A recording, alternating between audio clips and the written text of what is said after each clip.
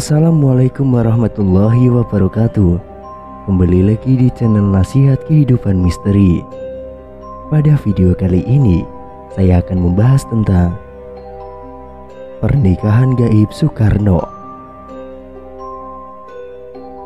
Nyi Roro Kidul. Siapa yang tidak tahu dengan sosok Nyi Roro Kidul? Sesosok dewi legendaris yang sangat populer di kalangan masyarakat Pulau Jawa dan Bali. Sosok ini dikenal sebagai Ratu Selatan yang cantik dan memiliki banyak cerita mistis atau gaib bersamanya. Bahkan banyak legenda yang mengatakan bahwa Nyi Roro Kidul sempat memiliki hubungan dengan sejumlah pemimpin tanah air. Salah satunya adalah Soekarno. Sebuah mitos yang berkembang di masyarakat mengatakan bahwa Nyi Roro Kidul pernah menikah dengan Soekarno. Lantas, apakah Soekarno pernah menikah dengan Nyi Roro Kidul? Hubungan Soekarno dengan Nyi Roro Kidul, menurut beberapa sumber, Soekarno memang seringkali menyebut nama Nyi Roro Kidul di dalam berbagai acaranya. Salah satunya pada pidato di Istana Merdeka yang berlangsung pada 17 Juli 1959. Di dalam acara itu, Soekarno sempat menceritakan bahwa sejak era Mataram Islam ada sebuah tradisi yang menyatakan bahwa seorang raja dapat menjadi orang besar apabila menikah dengan Nyi Roro Kidul. Lalu, dalam acara Musyawarah Nasional Maritim yang digelar pada 23 September 1963, nama Nyi Roro Kidul juga disebutkan kembali. Soekarno menggambarkan bahwa Indonesia bisa menjadi negara yang kuat apabila berhasil menguasai lautan. Kepercayaan bangsa Indonesia bahwa seorang raja Indonesia hanya bisa kuat jikalau kawin dengan Nyi Roro Kidul. Lantas, saya ceritakan itu sekedar suatu simbolik. Arti yang dalam ialah bahwa jikalau sang raja, sang ratu atau kerajaan atau negara itu kawin dengan laut, barulah bisa menjadi suatu negara atau raja yang kuat, kata Soekarno, seperti dikutip dalam buku Bung Karno, Masalah Pertahanan Keamanan. Perkataan-perkataan Soekarno ini pun membuat masyarakat menduga bahwa Soekarno telah melangsungkan pernikahan gaib dengan Nyi Roro Kidul. Dugaan masyarakat semakin menguat setelah Soekarno mendirikan sebuah istana presiden di Sukabumi, tepatnya di bibir pantai Citepus, Jawa Barat, pada tahun 1960-an. Istana presiden ini dinamai Pasenggerahan Tejo Resmi. Selain itu, Soekarno juga membangun sebuah hotel yang lokasinya tidak jauh dari Pasenggerahan Tejo Resmi. Hotel ini dikabarkan sebagai gerbang menuju kerajaan sang ratu. Menurut kabar yang beredar, Soekarno kerap mengunjungi Nyi Roro Kidul di kamar 308 hotel tersebut. Itulah mengapa Soekarno dipercaya pernah menikah dengan Nyi Roro Kidul. Berdasarkan mitos yang berkembang, rupanya bukan cuma Soekarno saja yang dikabarkan pernah menikah dengan Nyi Roro Kidul. Panembahan Senopati juga diduga melakukan pernikahan gaib dengan Nyi Roro Kidul sebelum mendirikan kerajaan Mataram Islam.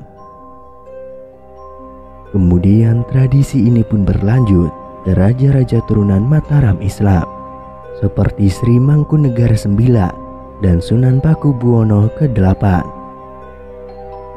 Sebagian masyarakat mempercayai pernikahan gaib ini benar terjadi, tapi ada juga yang tidak. Seperti yang kita ketahui, eksistensi Nyi Roro Kidul seakan tidak pernah ada habisnya.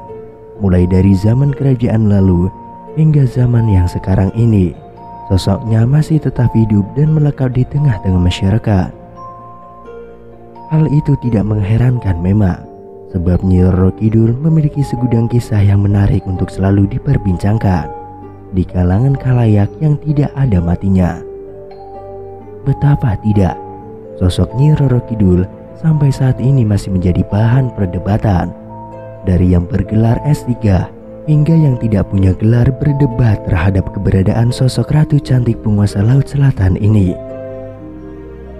Ada yang meyakini sosok Nyi Roro Kidul itu nyata, tetapi tidak sedikit yang menganggap itu hanya mitos tutur atau legenda.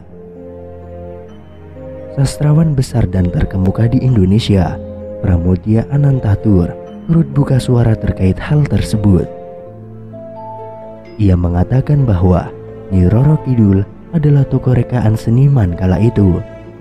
Tokoh ini diciptakan untuk menutupi kekalahan Mataram dari Belanda. Dengan menciptakan tokoh Nyi Roro Kidul, mereka seakan-akan masih memiliki kekuasaan akan pantai selatan. Jikalau negara Indonesia ingin menjadi kuat, sentosa, sejahtera, maka dia harus kawin juga dengan laut.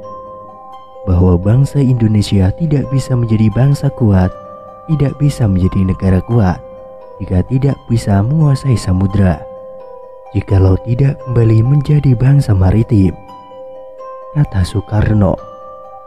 Pernikahan antara Soekarno dan Nyi Roro Kidul juga tertulis dalam buku Dunia Batin Dua Macan Asia, pengalaman-pengalaman spiritual Bung Karno dan Pak Harto, tahun 2014. Di buku tersebut diceritakan bahwa kawin disimbolkan sebagai upaya Soekarno memperkuat bangsa Indonesia dari segi maritim dan laut, sebagaimana pada zaman kerajaan Majapahit dulu. Ia ingin kembali mengulang kebesaran Nusantara masa lalu dengan mencoba mengadopsi sistem kemaritiman Majapahit, yaitu dengan kawin atau menikahi lautan. Artinya, manusia Indonesia mesti menyadari bahwa mereka hidup di negara maritim yang besar, sehingga harus berkolaborasi dengan laut bila ingin jaya. Pernikahan gaib sendiri sebenarnya sudah terjadi sejak masa lalu. Menurut kepercayaan Jawa, Raja Jawa merupakan suami dari penguasa pantai selatan. Pernikahan itu terjadi ketika diadakan perjanjian antara Panembahan Senopati dengan Nyi Roro Kidul sebelum kerajaan Majapahit dibangun. Perjanjian itu terus berlanjut ke raja-raja berikutnya, di antaranya Sri Mangkunegara IX dari Kasunanan Surakarta Hadiningrat, Sinuhun Pakubuwono VIII, Pura Mangkunegara, hingga sampai kepada penguasa Nusantara, yaitu Insinyur Soekarno atau Bung Karno.